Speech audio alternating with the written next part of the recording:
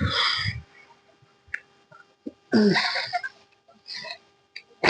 तो आप सभी का स्वागत है अपने आज के इस लेक्चर में, और ये केमिस्ट्री का लेक्चर नंबर 5 होने वाला है और चैप्टर का नाम है thermodynamics.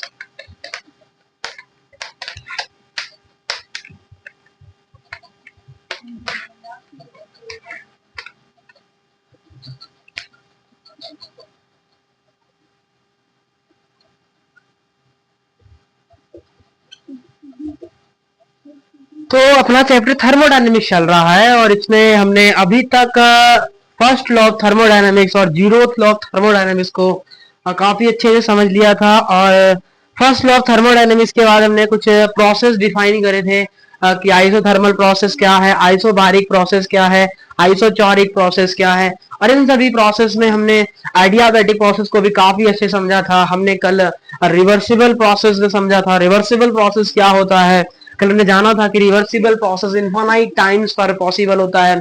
At every state of the point, the equilibrium can be defined, and P external is equivalent to a pressure of gas in we have generally seen a reversible process। और फिर हमने irreversible process को भी define किया था। irreversible process को हमने समझा था कि टाइम इज डिफाइंड, हम टाइम डिफाइन कर सकते हैं, पर जो इक्विलिब्रियम होता है वो एवरेज स्टेट पे नहीं डिफाइन किया था, वो केवल और केवल फाइनल स्टेट में ही हमें देखने को मिलता है। हमने अभी तक ये पढ़ा। और फिर हमने इसके बाद वर्क डन को डिफाइन किया था कि अगर हम आइसोथर्मल में बात करते हैं तो आइसोथर्मल के केस में वर्क डन रिवर्सिबल का फॉर्मूला होता है nRT minus nRT ln V2 by V1, या फिर होता है minus nRT ln P1 bye P2। और अगर वर्क डन रिवर्सिबल का केस होता है तो हमने पढ़ा था इसमें जो फॉर्मूला आता है वो आता है हमारा P external V2 minus VB, अपना यहाँ पे फॉर्मूला आता है। हमने यहाँ पे एक और चीज जानी थी कि अगर यहाँ से हमें टेम्परेचर अगर फाइंड करना हो तो टेम्परेचर फाइंड करने के लिए भी हमने एक और वर्क डन रिवर्सिबल में एक और फॉर्मूला देखा था, और वो फॉर्मूला क्या था, nRT अपॉन में यहाँ nRT था, यहाँ था अपना V2 बाय V1 माइनस 1, नहीं P2 बाय P1 माइनस 1। तो ये हमने एक और फॉर्मूला जाना था अगर वर्क डन रिवर्सिबल की बात यहाँ पर होती है। तो यहाँ पर हमने इन सभी फॉर्मूलेस को कल के क्लास में डिफाइन भी किया था, और इसके बाद हमने काफी चीजें भी इसके बारे में जाना था कि अगर आइसोथर्मल होता है तो P1 V1 बराबर होता है P2 V2, और हमने जाना था कि गामा बराबर होता है Cp बाय Cv, जो कि पॉइजन्स रेशो होता है। हमने Cp का और Cv का वैल्यू भी डिफाइन किया था। अगर मोनो एटॉमिक गैस है तो अगर Cv का वैल्यू होता है 3, Cp का वैल्यू होता है 5। अगर डायटोमिक गैस है तो Cp का वैल्यू होता है 7 और Cv का वैल्यू होता है 5। अगर ट्राइएटॉमिक गैस है या पॉली एटॉमिक गैस है तो उसके केस में आपका Cp का वैल्यू आता है 8 और Cv का वैल्यू आता है 6। और हमने एक और रिलेशन फाइंड किया था कि अगर मोल्स 1 है तो Cp माइनस Cv बराबर R होता है, लेकिन अगर n मोल है तो Cp माइनस Cv बराबर nR आता है।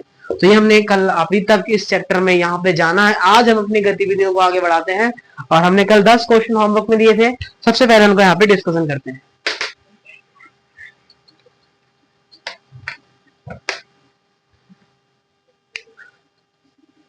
तो JEE Mains 8 April 2019 shift second का पहला question, 5 moles of an ideal gas at 100 kelvin, moles है 5, रिवर्सिबल कंप्रेशन हो रहा है till its temperature become 200 kelvin. जब तक कि इसका टेम्परेचर 200 केल्विन नहीं होता है तब तक reversible process are allowed to undergo. कह रहा है कि यार T1 बराबर तुम्हारा 100 केल्विन है, T2 बराबर अपना 200 केल्विन है, Cv का वैल्यू दिया है 28 जूल पर केल्विन, और हमसे वैल्यू पूछा है इंटरनल एनर्जी का और डेल्टा पीवी। आर का वैल्यू हमें जो लेना है वो है 8 जूल पर केल्विन मोल। तो क्वेश्चन में डेल्टा यू पूछा है और डेल्टा पीवी पूछा है, और हमें क्या क्या दिया है। डेल्टा पीवी का मतलब तो एक तरीके से वर्क डन पूछा है, और वर्क डन का फॉर्मूला होता है nRT T2 by P1, nRT ln V2 by V1 होता है अपना पीवी का फॉर्मूला। और डेल्टा अगर यू कैलकुलेट करना है तो एनसीवी डेल्टा टी से कैलकुलेट करके अपना डेल्टा यू आ जाता है। तो सबसे पहले फटाफट डेल्टा यू यहाँ पे कैलकुलेट कर लेते हैं। तो डेल्टा यू अगर हम कैलकुलेट करते हैं, डेल्टा यू क्या आता है, एनसीवी डेल्टा टी, इसका फॉर्मूला क्या आता है, एनसीवी डेल्टा टी। तो मोल्स की संख्या 5 है, सीवी का वैल्यू 28 दिया है, और टेम्परेचर केल्विन में 200 - 100 मतलब 100। 5 × 40, 5 × 10, 10 × 4 = 14, तो इसका मतलब 14 किलो जूल आ गया अपना डेल्टा यू का वैल्यू। अब पीवी का वैल्यू पूछा है, मतलब वर्क डन पूछा है, और वर्क डन है ये रिवर्सिबल है, वर्क डन निकाल सकते हैं इसमें। और पीवी पूछा है तो अपन ने क्या पढ़ा है, हमने पढ़ा है डेल्टा यू बराबर होता है क्यू प्लस डब्ल्यू, और डब्ल्यू ही अपना पीवी होता है। तो इसका मतलब डब्ल्यू बराबर क्या हो जाएगा, और delta U minus Q, Q को हम क्या बोलते हैं डेल्टा एच। तो इसका मतलब हमें एच और निकालना पड़ेगा। तो हम जानते हैं डेल्टा एच बराबर क्या होता है एनसीपी डेल्टा टी, लेकिन सर हमें सीपी का वैल्यू नहीं पता, तो निकाल सकते हैं उसका वैल्यू भी। सर क्या होता है सीपी माइनस सीबी बराबर एन आर, मोल्स 5 है तो 5 आर हो जाएगा। तो सीपी बराबर क्या हो जाएगा 5 अटे 40 और प्लस 28, मतलब 68 हो गया सीपी का वैल्यू। मोल्स 5 है, सीपी 68 है, मल्टीप्लाई में अपना 100 आ जाएगा। तो यहाँ पे कितना बचा 5 अटे 40, 5 30 और 4 34, मतलब 34 किलो जूल। हमसे वर्क डन पूछा है तो इसको इसमें से घटा देंगे तो आ जाएगा कितना 14 माइनस 34, तो यहाँ आ जाएगा 20 किलो जूल पर मोल। किलो जूल अपना वर्क डन यहाँ पर आ जाएगा।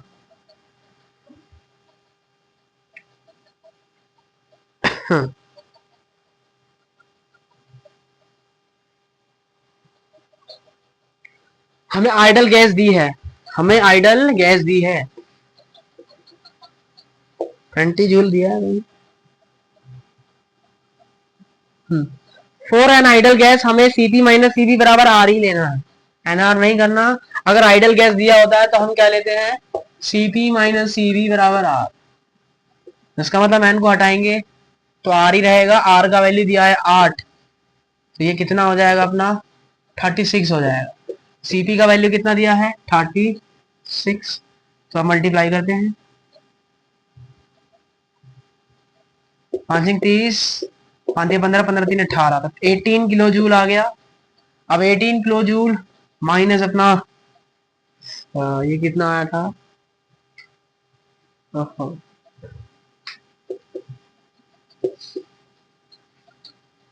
36, 5 30, 5 15 3 18, यहाँ 18 kilo joule 18 kilo joule 5 30, 5 18, 5 15 3 18, 18 kilo joule इधर आ गया और 14 किलो जूल यहाँ आ गया। इसका मतलब 14 माइनस 18, इसका मतलब कितना आंसर आ गया -4 किलो जूल।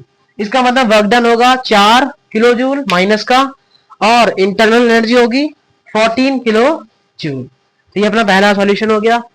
दूसरा क्वेश्चन करते हैं, आंसर ए है इसका। सेकंड क्वेश्चन है 1 mole of an ideal gas, N का वैल्यू 1 दिया है, 300 केल्विन है, एक्सपेंड कर दिया isothermally from an initial volume 1 litre से 10 litre, change in energy for this process. Energy पूछी है हमसे इस प्रोसेस के लिए, तो इसका मतलब हीट ही पूछा होगा और क्या पूछा होगा, तो इसका मतलब हमें क्या लगाना है एनर्जी इन द प्रोसेस, मतलब वर्क डन के बराबर कर देंगे, क्योंकि वर्क डन क्या होता है तो क्यू क्या होता है क्यू जीरो होता है, आइसोथर्मल केस में हीट ट्रांसफर जीरो होता है। इसका मतलब क्यू बराबर डब्ल्यू हो गया।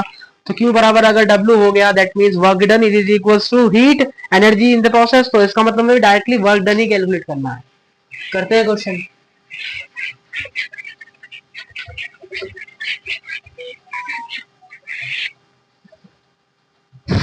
टेम्परेचर का तो काम है, टेम्परेचर 300 केल्विन, एन का वैल्यू 1 और आइडल गैस है याद रखिएगा। और V1 दिया है 1 लीटर, V2 दिया है 10 लीटर, और R का वैल्यू लेना है कैलोरी में, 2 कैलोरी मोल केल्विन, बस और कुछ नहीं। तो भैया हमने क्या पढ़ा है, और प्रोसेस कौन सा है आइसोथर्मल है, तो हमने पढ़ा है क्या डेल्टा U बराबर होता है Q प्लस डब्ल्यू। आइसोथर्मल है मतलब डेल्टा U जीरो हो गया, मतलब Q बराबर आ गया -W के। इसका मतलब हीट चेंज वर्क डन के बराबर होगा, तो इसका मतलब हमें वर्क डन कैलकुलेट करना है। तो आइसोथर्मल में अब ये रिवर्सिबल है कि irreversible, expanded isothermal from 1 volume to 10 litre, क्योंकि वॉल्यूम हमें दिया है और तो कोई चीज नहीं दी है, तो इसका मतलब हम इसे रिवर्सिबल मान के ही करेंगे। तो रिवर्सिबल केस में फॉर्मूला क्या होता है माइनस माइनस एक और लगा तो प्लस हो जाएगा ऑटोमेटिकली, तो N R T L N V two by V one, ये फॉर्मूला होता है। एन का वैल्यू 1 है, आर का वैल्यू 2 है, टी का वैल्यू 300 है, एल एन वी टू का वैल्यू कितना है 10, इसका वैल्यू 1, एल एन 10 का वैल्यू होता है 1, इसका मतलब अपना आंसर आ गया 600। हीट कितनी हमें देनी पड़ेगी? 600 कैलोरी। कितना इसे देना पड़ेगा हमें?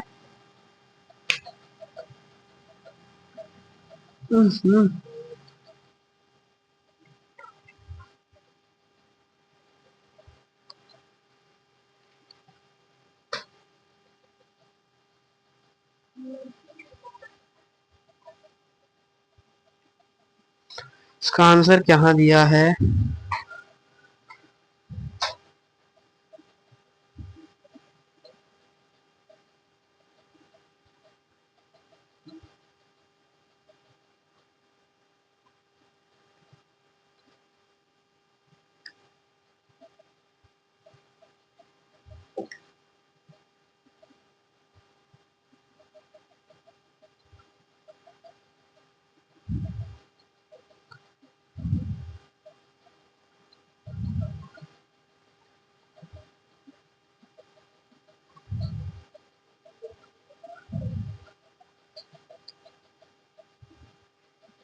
यूनिट चेक करते हैं एक बार। इसका यूनिट क्या आया है? यूनिट आया है मोल, इसका कैलोरी, इसका केल्विन। मोल से मोल कटा, केल्विन से केल्विन कटा, यहाँ आ जाएगा किलो कैलोरी, और लीटर से लीटर कट जाएगा। मतलब इसका आंसर 600 ही आना चाहिए। 300 मल्टीप्लाई टू मतलब 600।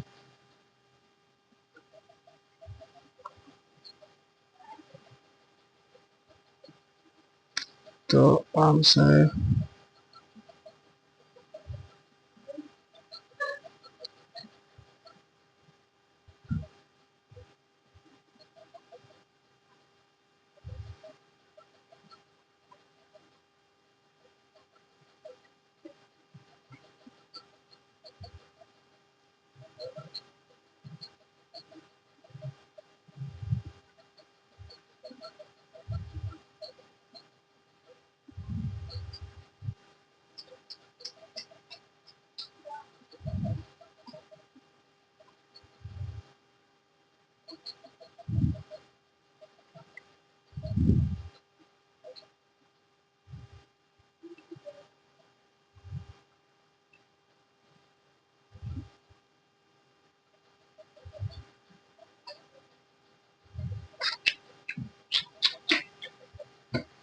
तो इसने हमसे हीट पूछा था, इसका आंसर कितना आ जाएगा?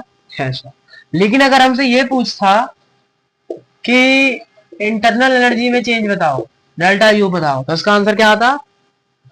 0। तो हमें देखना है वो हमसे हीट के बारे में पूछ रहा है या फिर हमसे एनर्जी के बारे में पूछ रहा है। तो अगर एनर्जी के बारे में पूछ रहा है और आइसोथर्मल प्रोसेस है, तो आंसर आएगा 0 कैलोरी। करते हैं अब अपना अगला क्वेश्चन।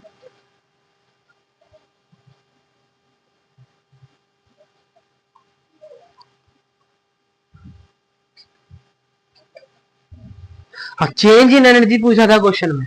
चेंज इन एनर्जी मतलब चेंज इन इंटरनल एनर्जी पूछा था क्वेश्चन में, तो उसका आंसर क्या आता? 0 कैलोरी। लेकिन अगर क्यों पूछता तो आंसर आता 600 कैलोरी। अगला क्वेश्चन करते हैं। अगला क्वेश्चन आपको कहता है कि एक मोल है जी, ठीक है, आइडल मोनो एटॉमिक गैस है। मोनो एटॉमिक गैस है मतलब इसका सीपीसीबी वैल्यू आपको पता होना चाहिए। आइसोआरजी का रिवर्सिबल चेंज होता है 25 डिग्री सेल्सियस और 1 ATM to twice at the original volume. Calculate Q, W और डेल एच। देखो क्यू, डब्ल्यू और डेल एच हमें कैलकुलेट करना है।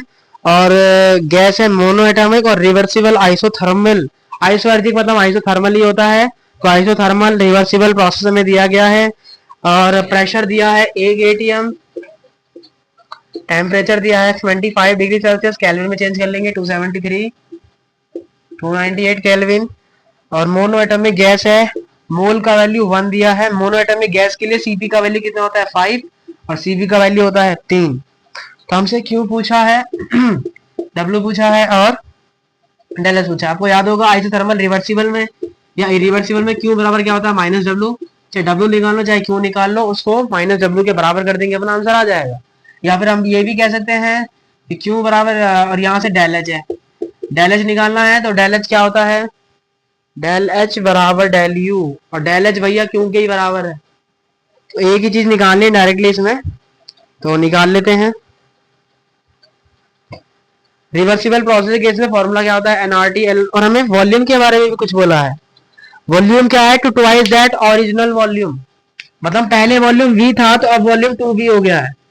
तो भैया हमें W तो निकालना है, तो W बराबर होता है minus N R T L N V2 by V1।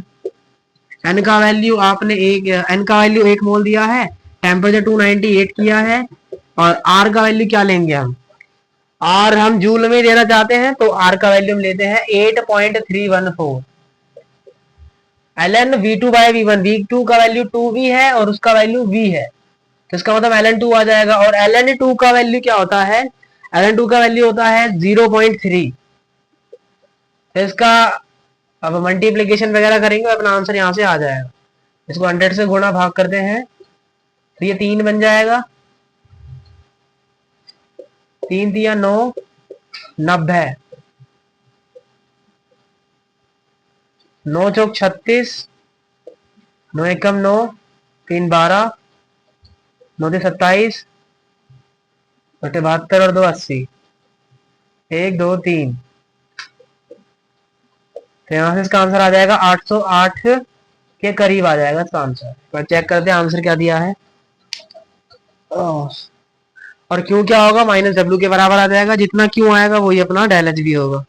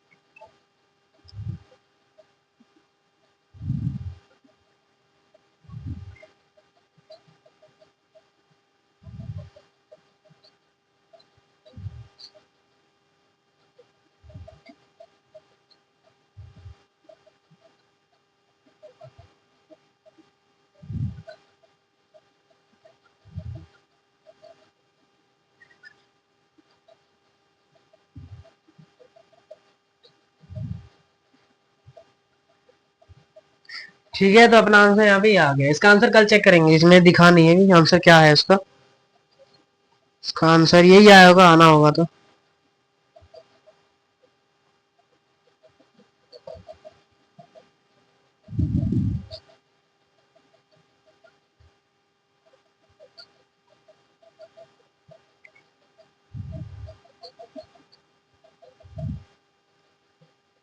एक सेकंड, नहीं ठीक है, तो ये अपना यहाँ पे आंसर आ गया। चलिए आगे बढ़ते,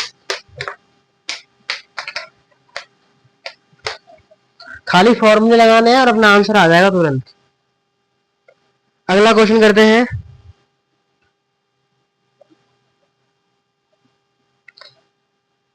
एक आइडल गैस है, आइसोथर्मल कंप्रेशन हो रहा है 5 मीटर से 1 मीटर क्यूब, मतलब वॉल्यूम 1 दिया है 5 मीटर क्यूब, ये कहानी है। प्रेशर दिया है constant pressure, heat release in the process is used to increase the temperature of 1 mole of aluminium. 1 mole aluminium दिया है, मतलब एन का वैल्यू 1 मोल है। कितना हीट रिलीज होगा वो आपसे पूछा गया है। If the molar heat capacity of aluminium is 24 joule, ठीक है, एल्यूमिनियम का मोलर हीट कैपेसिटी 24 दिया है, मतलब सी का वैल्यू दिया है 24 जूल। क्योंकि डेल्टा यू तो 0 होता है, मतलब सीपी ही दिया होगा, अगर कहे तो हम ये सीपी ही होगा। तो हमसे क्या पूछा है, आपको क्यों बताना है, क्यों ही बताना है, हमें टेम्परेचर बताना है एल्यूमिनियम का कितना इंक्रीज हुआ है। हमें क्या बताना है, फाइनल टेम्परेचर कितना होगा। इनिशियल टेम्परेचर तो दिया नहीं है, तो फाइनल कहाँ से निकालेंगे। इनिशियल टेम्परेचर कुछ है, चेंज इन टेम्परेचर पूछा है, ओके। तो डेल्टा टी का वैल्यू बेसिकली निकालना है। और प्रोसेस है आइसोथर्मल रिवर्सिबल, इरिवर्सिबल। तो आइसोथर्मल रिवर्सिबल के केस में फॉर्मूला क्या पड़ा था, पी एक्सटर्नल बराबर क्या होता है, नहीं, वर्क डन बराबर क्या होता है, P external delta we. P external भी पता है, डेल्टा वी भी पता है, मतलब हमें वर्क डन पता लग जाएगा।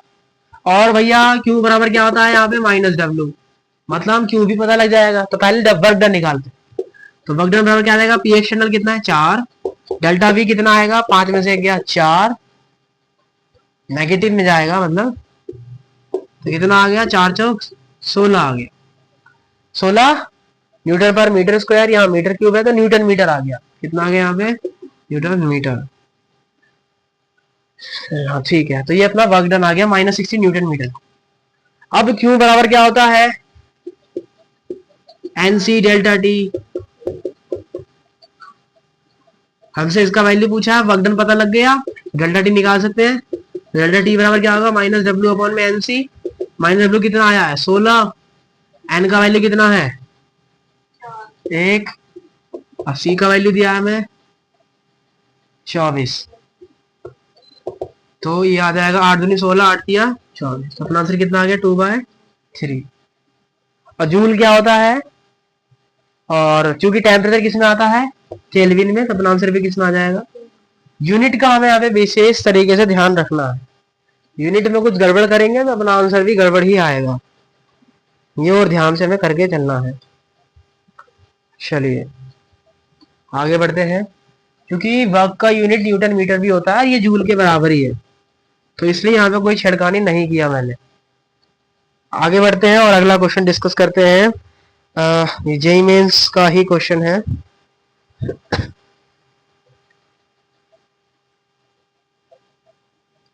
आईआईटी जेईई एडवांस का एक और क्वेश्चन जो कि डिस्कस करने के लिए कल बोला था। तो 1 mole of a non ideal gas undergoes a change of state 2 atm 3 litre 95 kelvin.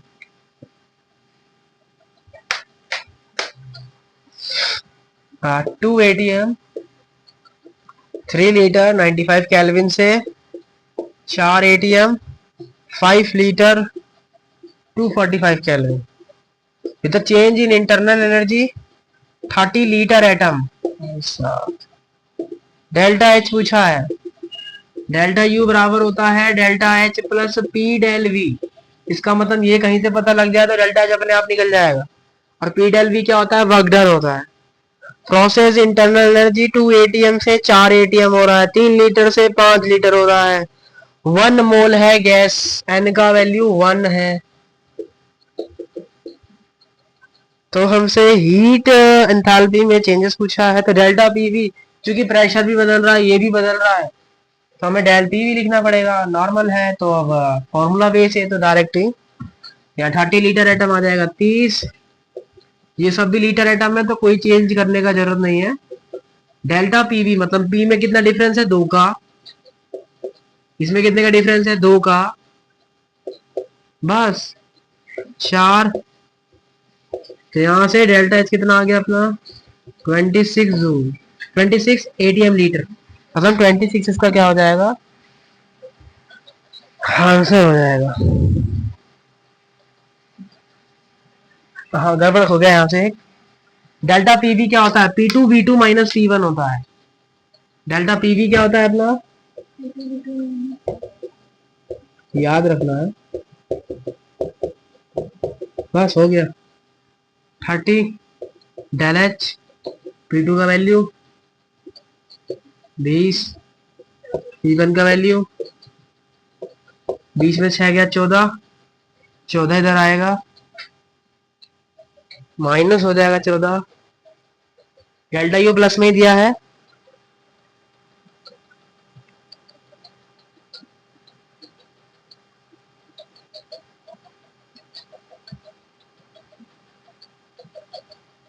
Change of state 2 ATM 3 litre 95 kelvin, 4 ATM 5 litre 245 kelvin with the change in internal energy delta U, the change in enthalpy of the process in litre ATM.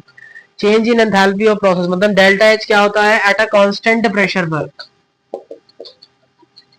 At constant pressure पर जो भी pressure आता है, जो भी energy release होती है उसको हम बोलते हैं एंथैल्पी। इसका मतलब ये कांस्टेंट प्रेशर पर है और हीट चेंज हमसे पूछा है।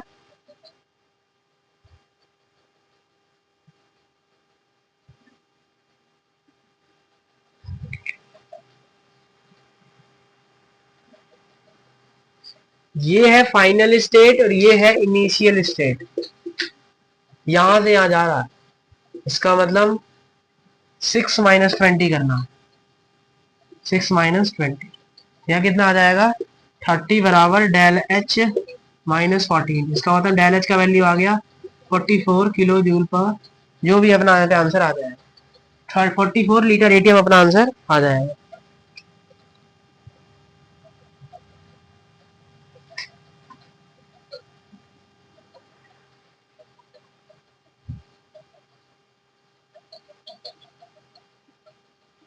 एक और क्वेश्चन दिया है, the mole of helium is compress from 1 ATM to 2 ATM. 2 mole helium है, एक एटीएम से 2 एटीएम की तरफ कंप्रेस होती है 27 डिग्री सेल्सियस का, पाथ है रिवर्सिबल, और हमसे क्या पूछा है, work done, heat transfer, change in internal energy, और Ln2 का वैल्यू दिया है 0.7। तो वर्क डन पूछा है, हीट ट्रांसफर पूछा है और चेंज इन इंटरनल एनर्जी पूछा है, और हमें प्रोसेस दिया है compress from 1 ATM to 2 ATM reversible path. तो इसका मतलब आइसोथर्मल की बात कर रहा है, तो आइसोथर्मल केस में इंटरनल एनर्जी कितनी आती है, 0, ये तो हो गया। और वर्क डन किसके बराबर होता है, माइनस ऑफ हीट के, तो वर्क डन का फॉर्मूला खाली क्या होता है, nRT ln P1 bye P2।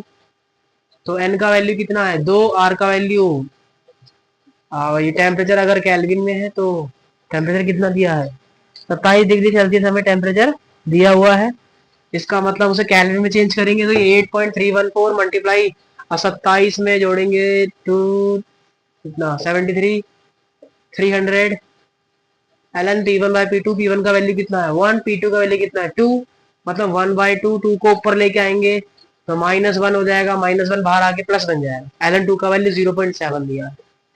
गुणा करते हैं 7 या 21, 21 दूनी 21 दूनी हो गया अपना 42, 42 मल्टीप्लाई 8.314 मल्टीप्लाई 0.1, इसको 8.4 बोल देते हैं, मल्टीप्लाई करते हैं,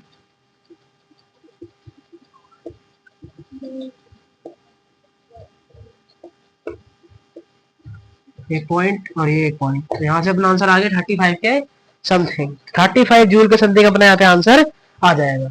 और हमसे हीट ट्रांसफर पूछेगा तो क्या करेंगे, माइनस लगा देंगे वर्क डन की वैल्यू के आगे बस, क्योंकि आइसोथर्मल के केस में work done is equal to minus of Q, सब पढ़ाया है एकदम प्यार से। तो इस तरीके से हमने लगभग 5 क्वेश्चन का एक्सप्लेनेशन कर लिया यहाँ पे, लगभग 5, बाकी और भी ऐसे ही है, जैसे एक क्वेश्चन है वॉल्यूम दिया है और कांस्टेंट प्रेशर पे दिया है, कांस्टेंट प्रेशर पे दिया है, इसका मतलब हमने क्या दिया है कि ये इरिवर्सिबल है, तो इरिवर्सिबल में क्या रहता है पी एक्सटर्नल डेल वी, तो पी एक्सटर्नल दिया है, वी माइनस करेंगे, मल्टीप्लाई करके अपना आंसर आ जाएगा। ऐसे ही एक और क्वेश्चन क्या है, आइडल गैस वाला तुमने कर लिया जिसका 2/3 केल्विन अपना आंसर आया था।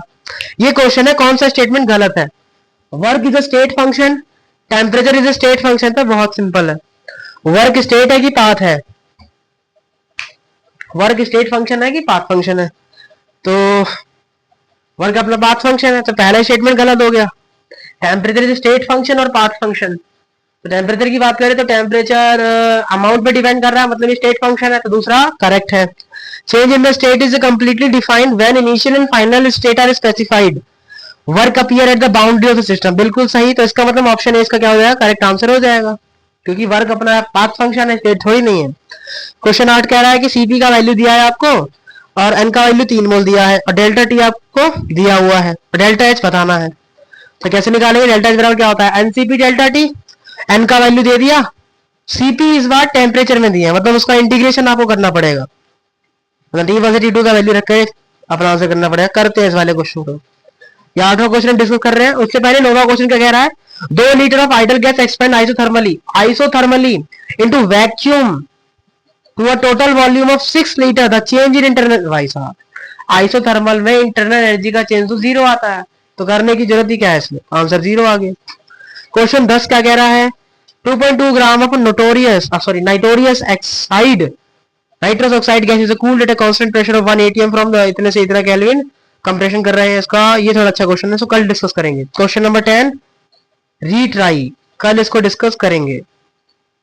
अभी हम एक क्वेश्चन डिस्कस करते हैं, उसके बाद हमारा सारा होमवर्क क्वेश्चन का डिस्कशन कंप्लीट हो जाएगा। वो क्वेश्चन है अपना कौन सा, क्वेश्चन नंबर 8। ये थोड़ा अच्छा क्वेश्चन है। तो बस हमें वही कंसेप्ट जो पढ़ा था और जो फॉर्मूला हमने अभी तक सीखा उसी पे ही ये सारे क्वेश्चन थे, जिसको हमने बड़े प्यार से कर लिया। अब ये कह रहा है कि आपके पास सिल्वर विल्वर की मतलब ही नहीं है, हमें डायरेक्ट सीबी का वैल्यू दिया है,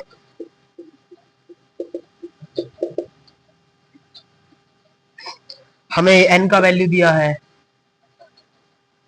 हमें टेम्परेचर दिया है, हमें प्रेशर भी दिया है, डेल्टा एच पूछा है। तो भैया डेल्टा एच बराबर क्या होता है, एनसीपी डेल्टा टी। अगर इसका इंटीग्रेशन भी करते हैं, अगर सीपी कांस्टेंट नहीं होता तो इंटीग्रेशन करा जाता है। तो एन का वैल्यू कितना है 3, सीपी का वैल्यू कितना है,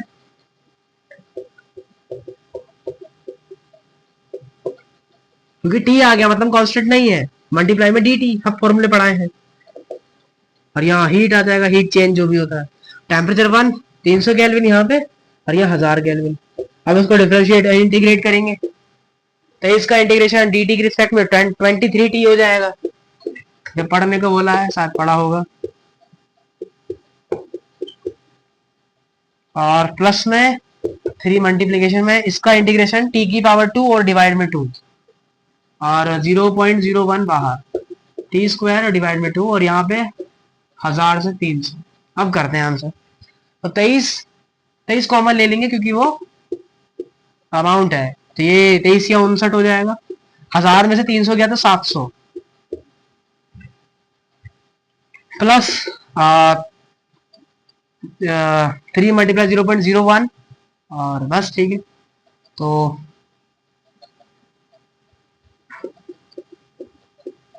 1000 के स्क्वायर में से 300 का स्क्वायर माइनस करेंगे तो कितना आएगा, 1 2 3 4 5 6, 3 में 3 दिया 9 और 4 0, कितना बचेगा 910000।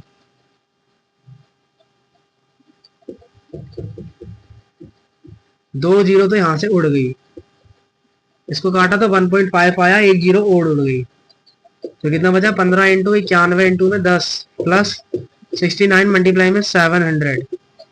आंसर है कितना इसका, सॉल्व करते हैं। 7 3 63, 7 6 42, 42 से 6 48, 15 कम 15, 15 नहीं में 135।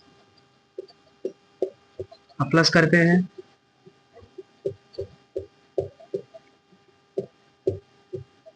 क्योंकि आंसर किलो में दिया है तो हम 1000 से क्या करेंगे, हाँ आंसर कितना आ गया 62.3 किलो जूल पर मोल।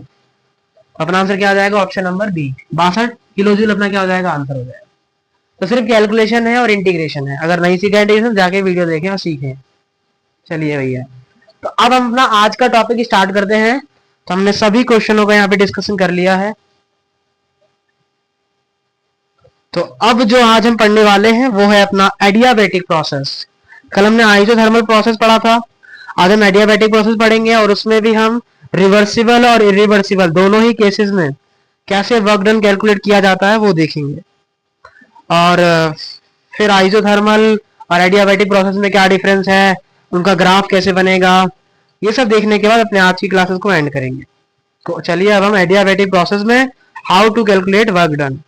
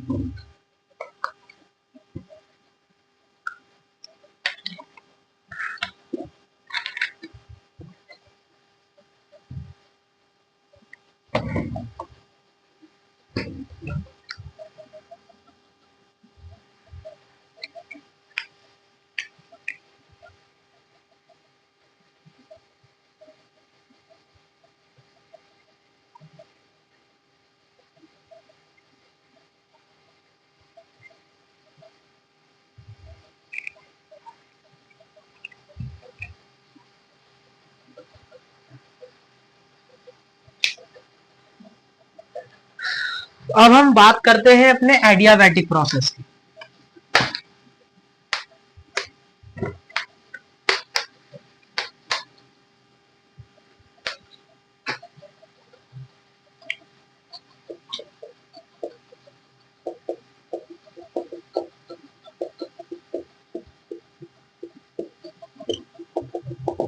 तो एडियाबैटिक प्रोसेस पहले भी पढ़ाया है, तो वही है हीट एक्सचेंज जीरो, जिसमें हीट का एक्सचेंज नहीं होता, वो एडियाबैटिक प्रोसेस होता है। इसमें वॉल्स को मतलब ऐसी वॉल बनाई जाती है ताकि हीट का ट्रांसफर ना हो, जैसे कि अपने थर्मस फॉर्मस हो गए, तो वो सब एडियाबैटिक प्रोसेस को ही फॉलो करते हैं। अपनी वॉल कैसी होती है, एडियाबैटिक होती है एडियाबैटिक प्रोसेस में, और हीट का एक्सचेंज क्या होता है, जीरो होता है। अब बाकी तुम्हें पता है, अगर मैं इस पे वर्क डन लगाऊंगा, एडियाबैटिक प्रोसेस पे काम करूंगा, मतलब मैं इस पे वर्क डन करूंगा, मैं इसे हीट दूंगा, तो जो कि हीट तो बाहर जा नहीं रही है, तो हीट तो भैया उसी कंटेनर में रहेगी, और अगर हीट उसी कंटेनर में रहेगी तो इसका मतलब वो उसके टेम्परेचर को बढ़ा देगी। याद रखना है, समझना है कि अगर मैं सिस्टम पे काम कर रहा हूँ, उसको वर्क दे रहा हूँ, तो इसका मतलब हीट बाहर नहीं निकल रही। अगर हीट बाहर नहीं निकल रही एडियाबैटिक प्रोसेस में, तो इसका मतलब क्या है, इसका मतलब ये है कि आपका वर्क डन उस पर हुआ है लेकिन हीट बाहर नहीं निकल रही है। इसका मतलब वो कंटेनर का जो भी टेम्परेचर होगा वो बढ़ जाएगा। तो ये हमें एडियाबैटिक प्रोसेस में देखने को मिलता है। लेकिन अगर जो काम है वो सिस्टम करेगा, क्या करेगा, अगर काम सिस्टम करेगा, तो इसका मतलब एनर्जी उसके पास पहले से थी नहीं, अब उल्टा और एनर्जी खर्च कर रहा है वर्क करके, तो इसका मतलब अब उसकी जो भी इंटरनल एनर्जी है उसमें क्या आ जाएगा, चेंजेस आ जाएगा, कमी आ जाएगी। तो याद रखेंगे, एडियाबैटिक प्रोसेस में अगर मैं काम कर रहा हूं तो उसके टेम्परेचर को इंक्रीज करूंगा, और अगर सिस्टम काम कर रहा है तो उसकी इंटरनल एनर्जी डिक्रीज कर जाएगी। दिस इज कोर्स खत्म, इससे ज्यादा कुछ नहीं है इसमें। अब हम इसमें वर्क डन को कैलकुलेट करते हैं। अब भैया हमने एक चीज पढ़ी है कि डेल्टा यू बराबर होता है अपना क्यू प्लस डब्ल्यू, क्यू का वैल्यू जीरो के बराबर, इसका मतलब क्यू बराबर हो गया अपना डी डब्ल्यू। इसका मतलब change in internal energy is equals to delta W. अगर यहाँ से मुझे वर्क डन कैलकुलेट करना है तो क्या करेंगे भाई, डेल्टा यू का वैल्यू किसके बराबर होता है, एनसी डेल्टा डी के बराबर होता है, और वर्क डन किसके बराबर होता है, पी डेल वी के बराबर होता है। तो इसका मतलब हम वहां से इसको सॉल्व करेंगे और फिर वहां से अपने फॉर्मूले को बनाएंगे।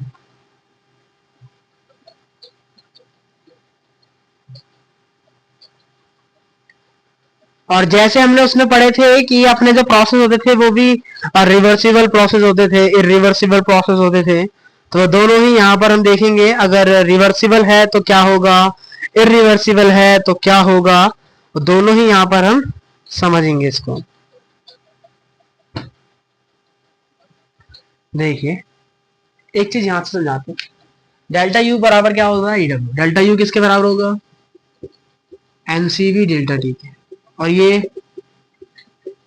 माना कि जो प्रोसेस है वो रिवर्सिबल है, तो पी एक्सटर्नल किसके बराबर होगा, पी गैस के।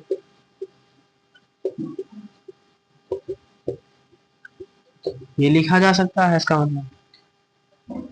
और जो सीवी होता है या पी गैस, हम पढ़ते हैं प्रेशर बराबर क्या होता है, एनआरटी अपॉन वी। इसका मतलब यहाँ क्या लिखा जा सकता है, एनआरटी अपॉन वी। तो भैया एन से एन कटा, अब जो इसमें कांस्टेंट है, टेम्परेचर को इधर भेज दिया, अब वी को उधर रख दिया, क्योंकि वी के नीचे वी होना चाहिए, डेल वी है तो डेल वी ही होना चाहिए। आर मैंने यही रखा और सी को मैंने यहाँ भेज दिया, और ये वाला टी इधर आ गया, डेल्टा टी अपॉन। अगर मुझे पूरा टेम्परेचर चाहिए होता तो मैं क्या करता हूँ, ऑलवेज इंटीग्रेशन, 1 अपॉन टी का इंटीग्रेशन क्या होगा, एल एन टी।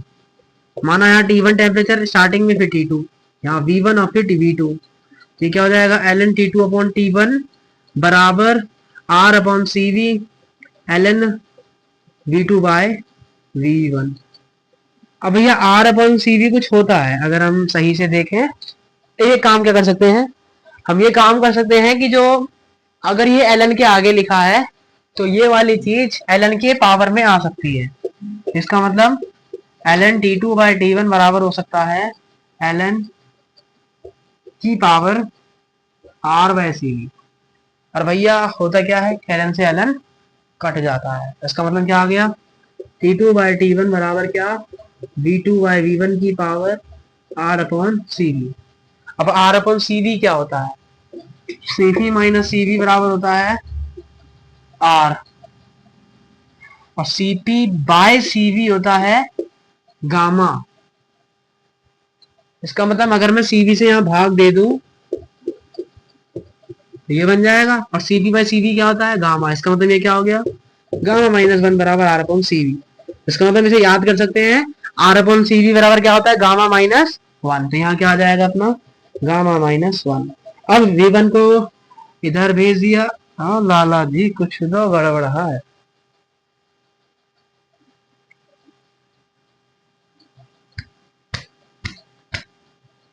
ठीक है, टी टू वी टू आना चाहिए, तो वी वन आ रहा है, टी वन वी वन। ठीक है, हम क्या करते हैं, वी वन को ऊपर ले आते हैं, वी टू को। ऐसा करने के लिए क्या करना पड़ेगा, माइनस लगाना पड़ेगा। कहां पर, यहाँ पर। अब ये क्या बन जाएगा, टी टू। अब वी टू को भेज दिया था तो वी टू की पावर भी जाएगी, और ये इधर टी वन और वी वन की पावर। तो हमें ये रिलेशन याद करना है। ये कोई नहीं पूछेगा, सिर्फ हमें ये याद रख लेना है फाइनल। ये कैसे आया जी, ऐसे आया, लेकिन हमें सिर्फ याद रखना है। क्या याद रखना है, टीवी गामा माइनस वन बराबर टीवी गामा माइनस वन। कहीं माइनस लगाना भूल गए हैं जिसके कारण गलत आ रहा है। हाँ, डी डब्ल्यू बराबर क्या होता है, माइनस पी एक्सटर्नल होता है। क्या होता है, वर्क डन का फॉर्मूला क्या होता है, माइनस पी वी। माइनस नहीं लगाया, गड़बड़ हो गया, तो माइनस यहां भी चलेगा, माइनस माइनस माइनस।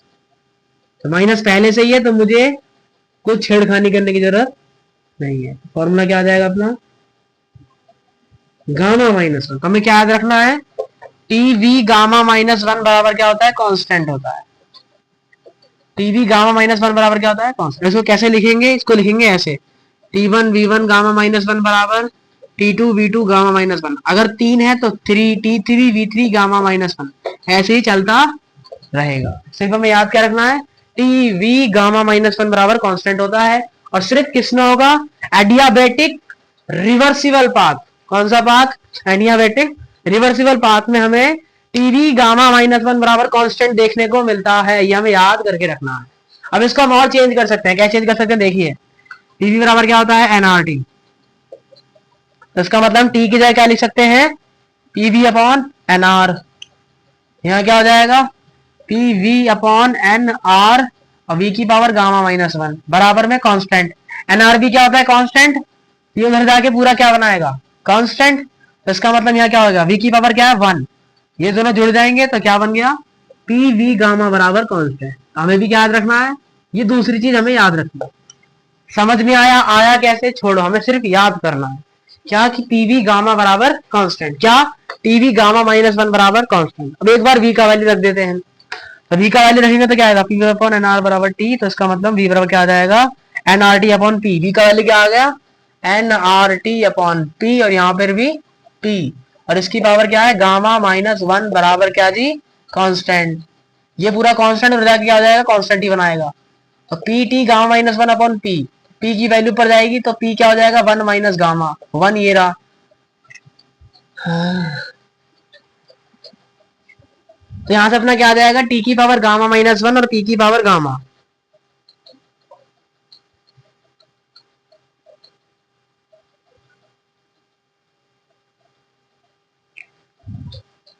तो ये सारी चीज हमें यहां से क्या कर लेनी है, याद कर लेनी है। क्या, टीवी गामा माइनस वन बराबर कांस्टेंट, और पीवी गामा बराबर वन कांस्टेंट, और पी की पावर वन माइनस गामा, और टी की पावर गामा कांस्टेंट। तो फाइनली ये सब हमने समझा कि आया कैसे। काम की बात क्या है, काम की चीज ये सिर्फ तीन चीज है। पहला, दूसरा और तीसरा चीज है, ये हमें याद करके रखना। ये आया कैसे जी? ऐसे आया। और एक ये वाला तरीका हम याद कर लेंगे। आया कैसे? ऐसे आया।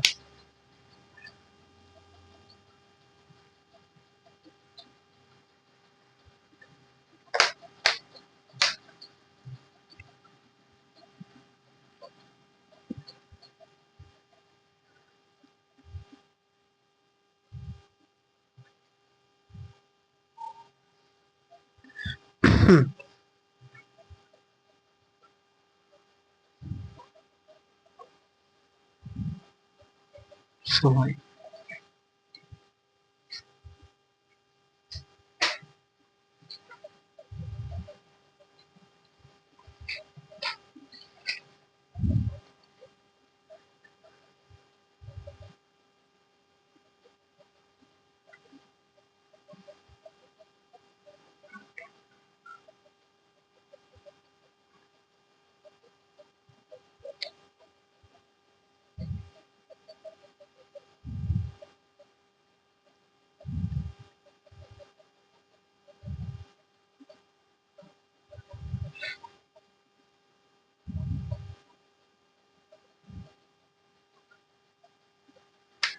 तो ये हमने सब समझा। इसका मतलब अगर मुझे वर्क डन कैलकुलेट करना तो कौन सा फॉर्मूला लगाऊंगा? एनसीवी डेल्टा टी वाला। कौन सा लगाएंगे इसमें? और डेल्टा टी का वैल्यू कहां से आएगा जी? T2 माइनस, और मान लो अगर सिर्फ T1 दिया है तो क्या निकालना है? तो कैसे भी निकालेंगे? इन तीनों से निकालेंगे। कुछ ना कुछ ऐसी कंडीशन दे रखा होगा जो इन तीनों से निकल जाएगी। क्वेश्चन करेंगे तो समझ आएगा। आगे बढ़ते हैं। अब हम पढ़ने जा रहे हैं work done calculation for irreversible path. ये रिवर्सिबल के लिए था, अब पढ़ेंगे इरिवर्सिबल के लिए। तो हमने भैया रिवर्सिबल की बात करी है, तो इरिवर्सिबल में P external is not equal to P gas. इसका मतलब इसका फॉर्मूला हमें याद करना पड़ेगा क्या? कि भैया एनसीवी डेल्टा टी बराबर क्या? P external V2 minus V1। इसका फॉर्मूला क्या होता है? ये हमें याद करके रखना है। अब मान लीजिए हमें V2 का वैल्यू दिया है, T का वैल्यू नहीं दिया, तो कैसे निकालेंगे? उसको ऐसे निकाला जाएगा। पी एक्सटर्नल को तो चेंज नहीं कर सकते, तो इसको बाहर ऐसे रखेंगे। माइनस पी एक्सटर्नल माना 2 है तो 2 कर दिया। वॉल्यूम 2 है तो उसकी जगह क्या लिख सकते हैं? पीवी बराबर क्या होता है? एनआरटी। तो वी बराबर क्या हो गया? एनआरटी अपॉन पी हो गया। तो इसका मतलब क्या लिख सकते हैं यहाँ पे? और यहाँ पे क्या आ जाएगा? P2, क्योंकि सेकंड की बात हो रही है, और ये टेम्परेचर भी 2, और यहाँ क्या आ जाएगा? टेम्परेचर चेंज हो रहा है, एडियाबेटिक है, टेम्परेचर कांस्टेंट नहीं होगा। लेकिन इरिवर्सिबल में क्या होता था? आइसोथर्मल में क्या होता था? टेम्परेचर कांस्टेंट था। लेकिन यहाँ पे टेम्परेचर कांस्टेंट नहीं है, इसलिए मैंने T2 कर दिया। यहाँ क्या आ गया? NRT T1 upon P1। NR common ले लिया बाहर से, यहाँ आ गया अपना एनआर। और चाहे तो P2 को भाग में भेज सकते हैं, वरना मर्जी यही रख लिया, बाहर ही रख लिया P2, कोई नहीं। यहाँ आ गया T2 upon P2 minus T1 upon P1, और बराबर में क्या है? NCV delta T. एन से तो यहाँ से एक और फॉर्मूला क्या आ गया कि CV डेल्टा टी बराबर क्या होता है? Minus P2 R upon T2 upon P2 minus T1 upon P1। तो ये हमें याद करके चलना। याद क्या करना? जब भी हमें मान लिया, मुझे क्या दिया है इन्होंने मुझे बोला है कि वॉल्यूम फाइंड करिए। इन्होंने क्या बोला मुझे? वॉल्यूम फाइंड करो। और मुझे इस डेल्टा टी का वैल्यू नहीं दिया है, मतलब मुझे ये वैल्यू नहीं दी है, और मुझसे वॉल्यूम पूछा है। तब मैं उस केस में क्या करूंगा? मैं इसकी वैल्यू को इसके बराबर कर दूंगा। क्या करूंगा? इसकी वैल्यू को, तो जिसका भी वैल्यू पूछा होगा वो मुझे मिल जाएगा। अगर P1 पूछा होगा तो P1 मिल जाएगा। लेकिन ये सब कैलकुलेशन कैसे करनी है? ऐसे करनी है। बस ये याद रखना है, एनसीवी एलटी बराबर minus P external V2 minus V1। और जब भी अगर इससे काम नहीं बन रहा होगा, इसकी जरूरत पड़ेगा, तो V2 की जगह लिख देंगे ये, और V1 की जगह लिख देंगे ये, फिर काट पीट करके अपना आंसर आ जाएगा ये। तो ये होता है work done for irreversible process. तो हमने समझा कि इरिवर्सिबल और रिवर्सिबल दोनों में एडियाबेटिक जो भी प्रोसेस हो रहा है, उसमें अगर मुझे वर्क डन कैलकुलेट करना है तो कैसे कैलकुलेट करूंगा। तो समझ लिया क्या करना है इसमें, क्या नहीं करना, सब कुछ हमने जान लिया है। अब हम आगे बढ़ते हैं और कुछ और चीज करते हैं। अब हम करेंगे सिर्फ क्वेश्चन, क्योंकि आज की थ्योरी कंप्लीट हुई। अब हम सिर्फ कुछ ग्राफ देखेंगे और फिर उसके बाद चीजों को करेंगे। चलिए एक आध क्वेश्चन करते हैं। आपका पहला क्वेश्चन ये रहा इन एन एडियाबेटिक। उससे पहले वो भी पढ़ाई देते हैं, ग्राफ वाला भी, ताकि उसके बाद एकदम से सारे क्वेश्चन एक साथ करेंगे।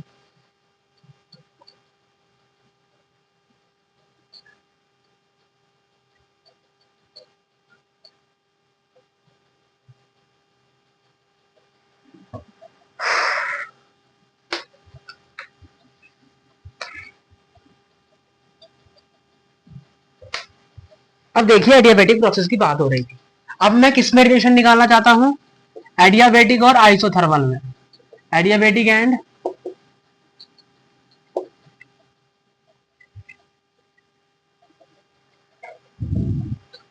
तो आइसोथर्मल में क्या होता था? पीवी बराबर कांस्टेंट। और इसमें क्या होता है? पीवी गामा बराबर कांस्टेंट। अब मैंने डिफरेंशिएट करा क्योंकि मुझे स्लोप चाहिए। क्या चाहिए मुझे? स्लोप करने के लिए डिफरेंशिएट करेंगे। तो पहले इस बार इसका डिफरेंशिएशन होगा तो डीपी बन जाएगा और वी ऐसे ही रहेगा।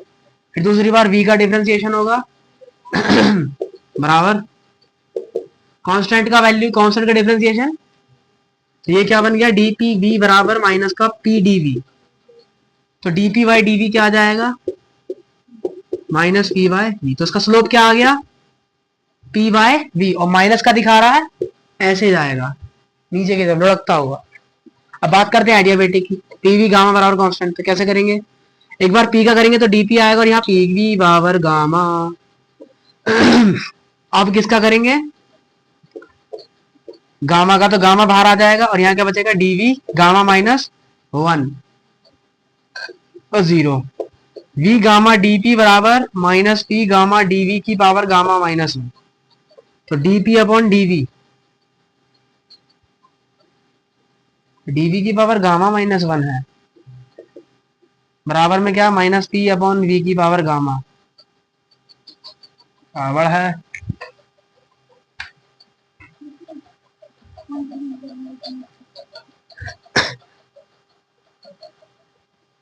हाँ, वी गामा माइनस 1 और यहाँ आएगा डीवी। ठीक है।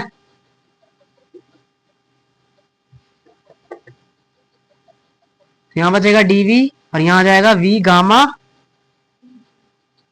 DV minus P gamma into V gamma P की पावर माइनस 1। तो वी गामा से वी गामा क्या हो जाएगा? कट जाएगा और माइनस वी की पावर माइनस 1 बचेगी, जो कि नीचे आके बढ़ जाएगी, भट्टे में आ जाएगी और मल्टीप्लाई में आ जाएगा गामा। इसका मतलब एडियाबेटिक के केस में स्लोप क्या आ गई? Gamma time of minus P by. इसकी स्लोप क्या आ रही थी? इसकी क्या आ रही है? गामा टाइम आ रही है। तो हम क्या कह सकते हैं? आइसोथर्मल की जो स्लोप है और एडियाबेटिक की जो स्लोप है, तो अगर दोनों के भी रिलेशन बताना तो क्या बताएंगे? एडियाबेटिक की स्लोप बराबर गामा टाइम ऑफ आइसोथर्मल की स्लोप। इसका मतलब एडियाबेटिक की जो स्लोप होगी वो आइसोथर्मल से गामा टाइम ज्यादा होगी। क्या होगी? गामा टाइम ज्यादा होगी।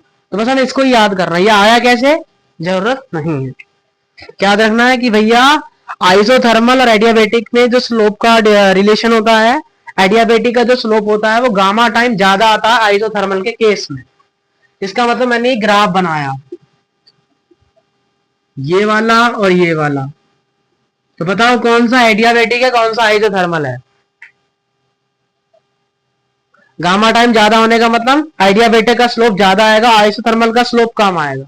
स्लोप कैसे चेक करते हैं? थीटा से। तो हमेशा याद रखेंगे, अगर ढलान होगा तो जिसमें ज्यादा ढलान आएगा उसकी स्लोप ज्यादा होगी, और अगर ऐसे बनेगा तो जिसमें ज्यादा चढ़ाई होगी उसकी स्लोप ज्यादा होगी। तो ढलान मतलब इसमें सबसे ज्यादा ढलान है, सबसे ज्यादा ढलान किसमें है? इसमें या फिर इसमें? किसमें ढलान ज्यादा है? इस वाले में ढलान ज्यादा है। इसका मतलब ये क्या हो गया हमारा? आइडिया। और ये क्या हो गया अपना? आइसोथर्मल।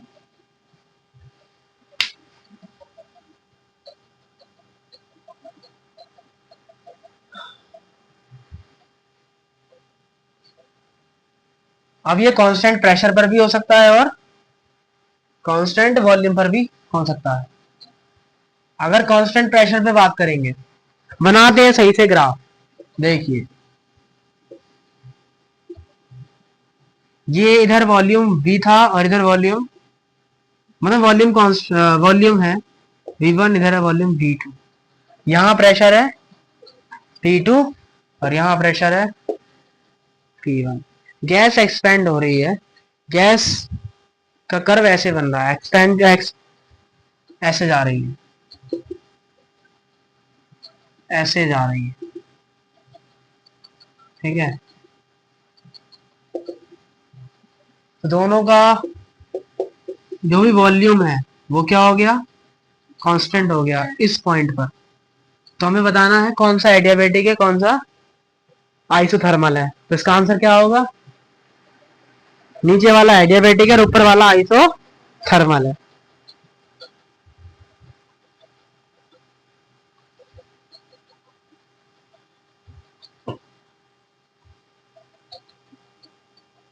तो बस यही देखना है कि किसमें ज्यादा ढलान होगी और किसमें वो होगा।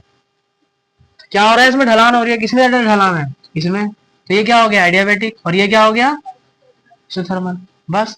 और ये कैसा है, दोनों का वॉल्यूम क्या है, कांस्टेंट है, क्योंकि V2 सेम है। ऐसे ही प्रेशर भी दोनों का कांस्टेंट हो सकता है। अगर मैं वॉल्यूम में अगर दूं और यहाँ मैं P2 P2 कर दूं तो भी हमें यही चीज देखने को मिलेगा। अब हम बात करते हैं कंप्रेशन की। किसकी बात करते हैं, कंप्रेशन की। तो कंप्रेशन का मतलब है इधर जाना। तो कंप्रेशन होता तो कैसे चेक करते हैं, कंप्रेशन होगा तो कैसे चेक करेंगे, कंप्रेशन होगा तो हम क्या देखेंगे, किसमें ज्यादा चढ़ाई है, किसमें ज्यादा चढ़ना पड़ेगा, इसमें या फिर इसमें, किसमें ज्यादा चढ़ना पड़ेगा, हमें चढ़ना पड़ेगा इसमें, ज्यादा चढ़ना पड़ेगा। तो ये क्या हो गया अपना एडियाबेटिक और ये क्या हो गया आइसोथर्मल। तो बस ये याद रखना है, मोर ढलान मोर चढ़ाई, हाँ मोर ढलान मोर ढलान, मोर चढ़ाई मोर चढ़ाई, ज्यादा चढ़ाई तो आइडियाबैटिक, कम चढ़ाई तो आइसोथर्मल। आगे समझिए इसमें कहानी, बस। तो ये सारे हमने ग्राफ अच्छे से समझे हैं और कैसे लगाने हैं वो सब समझ लिए। इन सब के जो भी हैं वो सब हमें किसमें मिल जाएंगे, नोट्स में है सारे, डिफिनेशन एक्सप्लेनेशन सब कुछ नोट्स में लिखा हुआ है। यहाँ पर मैं सब पढ़ा दिया है। अब हम सिर्फ और सिर्फ क्वेश्चन करेंगे, इससे ज्यादा इसमें समझने की कोई भी आवश्यकता नहीं है। बस एक चीज वर्क डन का रह जाएगा, जो कि वर्क डन हम कल पढ़ेंगे, उसमें क्लियर कर दे। एक और चीज पूछना चाहते हैं, बता रहे किसका टेम्परेचर ज्यादा होगा। ये इसका टेम्परेचर A है, इसका टेम्परेचर B है, तो इन दोनों में से किसका टेम्परेचर ज्यादा होगा, ऊपर वाले का या फिर नीचे वाले का। ये TA है, ये TB है, क्यों ज्यादा होगा नीचे वाले का। तो एडियाबेटिक में क्या होगा, एडियाबेटिक में हम कंप्रेस कर रहे हैं, मतलब एक्सपेंशन हो रहा है। ये क्या हो रहा है, ये एक्सपेंशन होने का मतलब क्या है,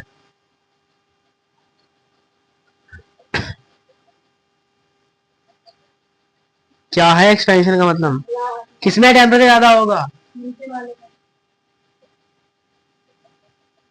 क्यों होगा नीचे वाले ज्यादा,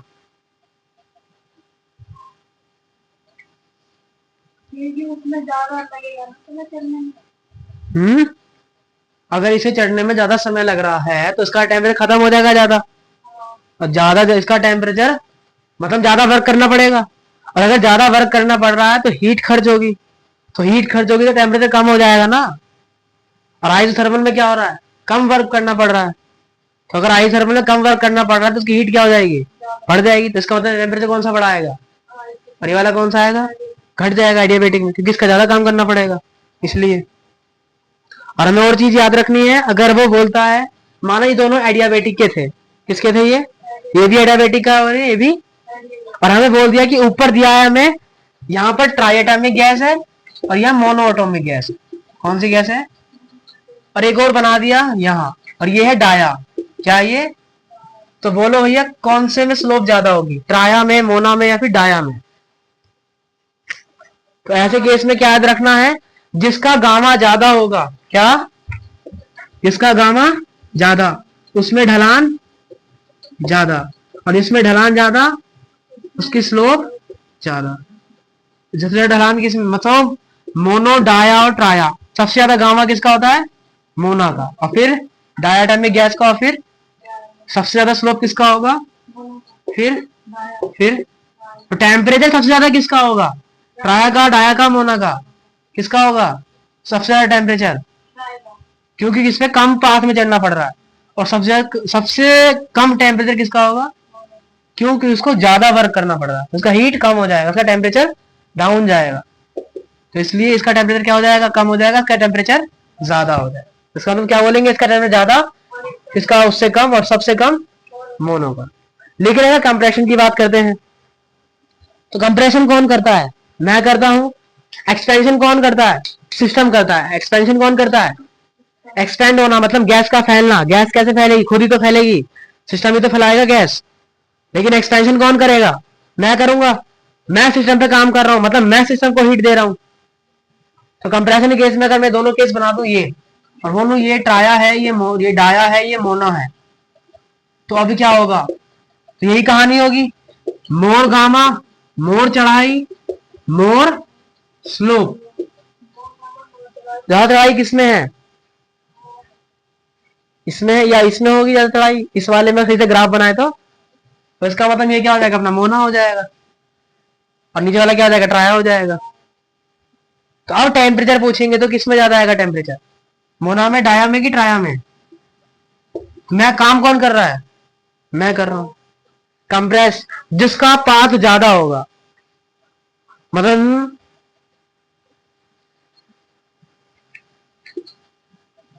इसका पाथ ज्यादा है, किसमें ज्यादा चलना पड़ेगा? इसमें चलना पड़ेगा। ये है चढ़ाई ज्यादा, इसका स्लोप ज्यादा है। इसको अगर ऐसे बनाते हैं तो ऐसे जाएगा, इसका स्लोप बनाते तो ऐसा आएगा। ज्यादा किसमें बन रहा है? इसमें। तो इसका मतलब ये मोर चढ़ाई है, तो ये क्या हो जाएगा? मोनोटॉमिक है। तो ये क्या हो जाएगा? डाया या फिर ट्राया। तो टेम्परेचर किसमें ज्यादा होगा? इसमें ज्यादा होगा कि इसमें ज्यादा होगा? क्योंकि मुझे ज्यादा काम करना पड़ेगा, मैं काम कर रहा हूं, तो इसका हीट क्या होगा? बढ़ेगा। क्योंकि एडियाबैटिक प्रोसेस है, तो हीट बाहर नहीं जाएगी। हीट बाहर नहीं जाएगी तो उसी के अंदर रहेगी, उसी के अंदर रहेगी। इसका मतलब किसको बढ़ाएगी? टेम्परेचर का। तो अब क्या होगा? मोना का टेम्परेचर ज्यादा आएगा और डाया ट्राया का टेम्परेचर इससे कम होगा। तो हम क्या बोलेंगे? कंप्रेशन के केस में गामा ज्यादा तो टेम्परेचर भी ज्यादा और चढ़ाई भी ज्यादा। लेकिन एक्सपेंशन के केस में गामा ज्यादा, ढलान ज्यादा, स्लोप भी ज्यादा, लेकिन टेम्परेचर कम। इसका रीजन क्या है? सब कुछ हमने यहाँ पे देख लिया। तो हमने सारे आज के टॉपिक को क्लियर कर लिया है। अब हम सिर्फ और सिर्फ यहाँ पे करने जा रहे हैं क्वेश्चन, उसके बाद आधी क्लास को करेंगे खत्म।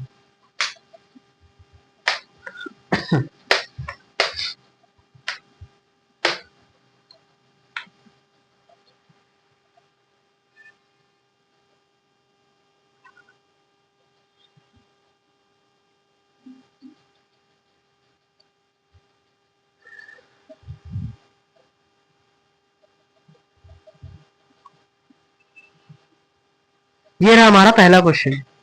इन एडियाबैटिक रिवर्सिबल प्रोसेस टीवी की पावर 1/3 बराबर कांस्टेंट है, तो गामा का वैल्यू क्या होगा? करो भैया कॉपी में दोनों।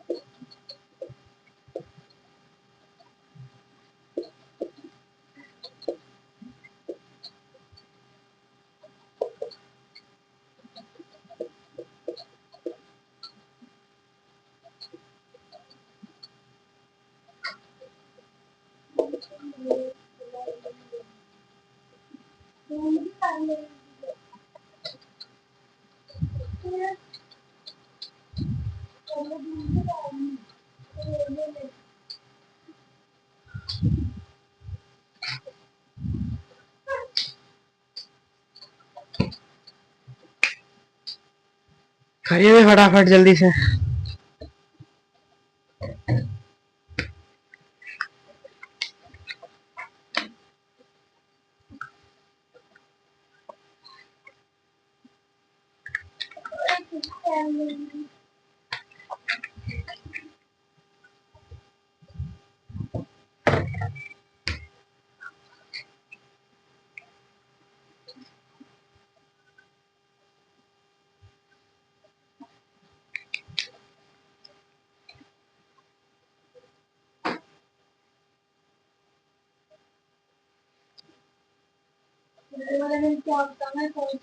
गामा का वैल्यू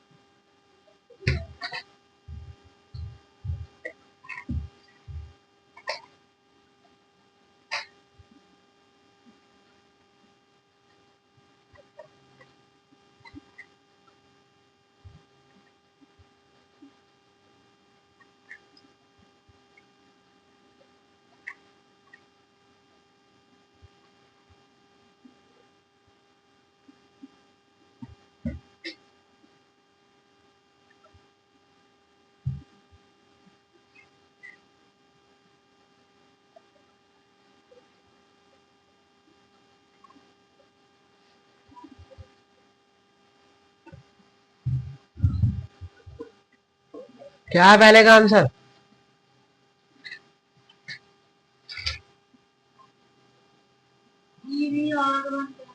पहला आंसर क्या आया है? 1। क्या आया आंसर पहला? क्या आंसर आया है?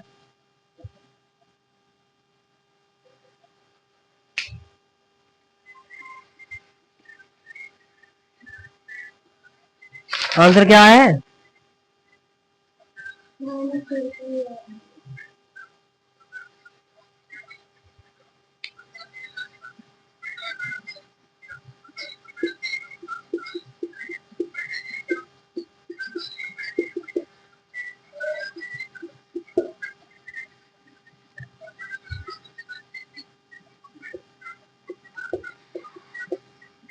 टी गामा माइनस में टी गामा में तुम गामा का वैल्यू 7/5 दिया है, तो इसका मतलब गैस कौन सी है? डाया है। तो डाया एटॉमिक गैस, डाया तो सब नहीं।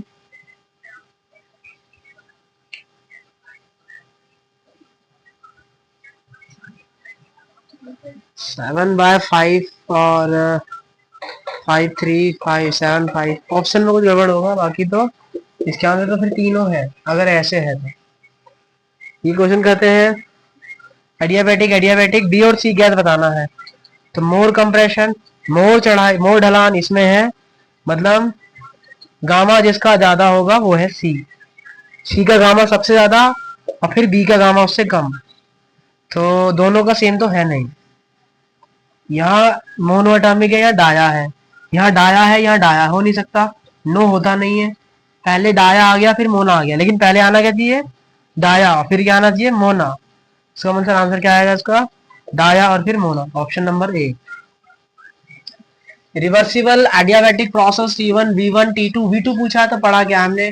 टीवी गामा -1 बराबर कांस्टेंट, तो इसका मतलब क्या लिख सकते हैं? T1 V1 गामा -1 बराबर T2 V2 गामा -1। और गामा का वैल्यू कैसे आएगा? डायरेक्ट में कैसे, तो गामा का वैल्यू क्या होता है? 5/7।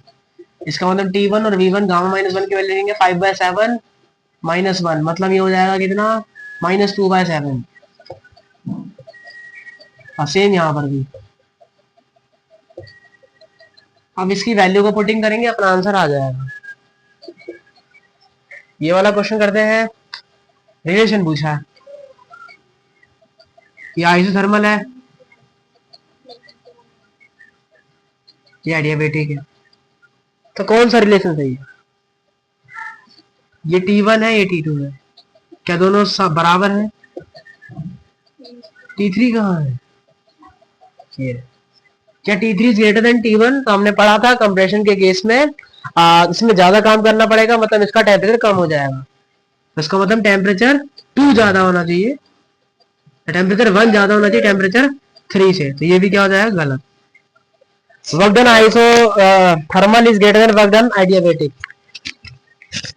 तो किसमें वर्क डन ज्यादा करना पड़ता है? आइसोथर्मल में या एडियाबैटिक में? तो वर्क डन ज्यादा किसमें करना पड़ेगा? एडियाबैटिक, तो ये भी गलत। Change in internal energy isothermal is greater than change in internal energy adiabatic, ये सही है। ये आइसोथर्मल में तो जीरो हो गई, एडियाबैटिक में काम करना, सिस्टम काम करेगा, मतलब नेगेटिव हो जाएगा, नेगेटिव बढ़ा के जीरो बढ़ा, जीरो बढ़ा, आखिर क्या आ जाएगा इसका? अच्छा, हाँ T1 बराबर T2 है जी, हाँ T1 बराबर क्या होगा? T2 होगा, क्योंकि ये आइसोथर्मल है और आइसोथर्मल में टेम्परेचर क्या होता है? कांस्टेंट होता है, तो ये भी हो गया। अब करते हैं क्वेश्चन नंबर 1। हमसे बोला है सीवी का वैल्यू बताइए, यू का वैल्यू दिया है, तो डेल्टा यू बराबर क्या होता है? एनसीवी डेल्टा टी, और डेल्टा यू का वैल्यू कितना है? 5000, एन का वैल्यू 4, सीवी का वैल्यू पूछा है, डेल्टा टी कितना दिया? 200, इससे ये कटा 50/4 बराबर सीवी, इसका मतलब आंसर आ गया 4 एकम 4, 4 दूनी 8, 12.5 अपना क्या आ गया यहाँ से आंसर आ। तो आज का लेक्चर थर्मोडायनेमिक्स का बड़े खूबसूरत तरीके से यहाँ पर एंड होता है। मिलते हैं कल थर्मोडायनेमिक्स के लेक्चर नंबर 6 में, तब तक के लिए टाटा बाय बाय।